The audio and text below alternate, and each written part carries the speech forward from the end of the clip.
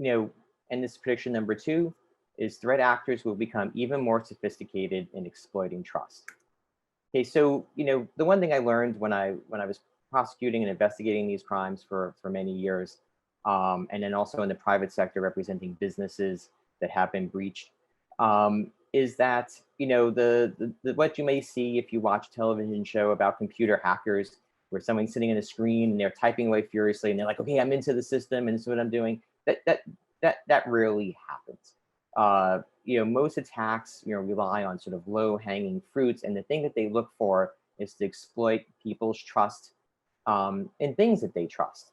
They don't need to try and penetrate your company's firewall when your employee will click on a link that allows them to do it easily. And so they look for things that employees might trust.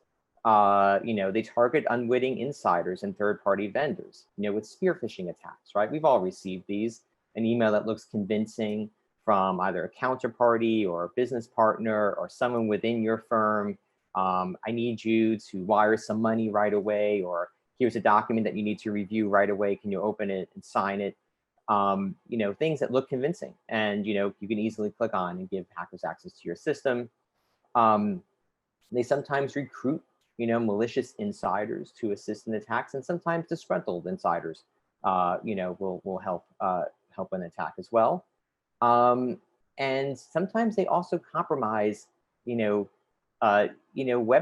that you trust, right? So in the old days, people would install skimming devices on ATMs that would capture the magnetic information on the back of your ATM card or credit card. And they would also install a video camera or a fake keypad that would also capture your PIN. And then they would clone your card, and they would be able to take money out of your account. Nowadays, they do that, on websites. So British Airways was breached when somebody was able to install some malicious software on their website that was able to capture, credit card information for people who were, engaged in making reservations.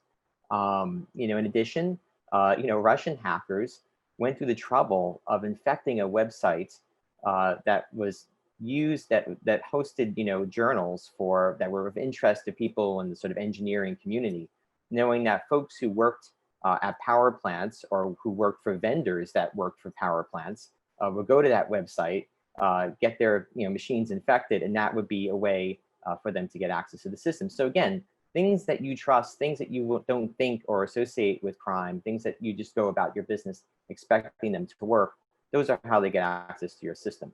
And again, this is just some of the things I just spoke about, including, another sort of Chinese hacking ring that was charged back in 2018. They breached not just businesses, but they breached the managed service providers of those businesses. So your outsourced IT provider, who again, whenever you have to call the help desk, if you don't host this service in-house, somebody from your outsourced service provider will remote into your system and fix things. Well, those hackers allegedly got access to those service providers and then remoted into the systems of their clients and stole data and information.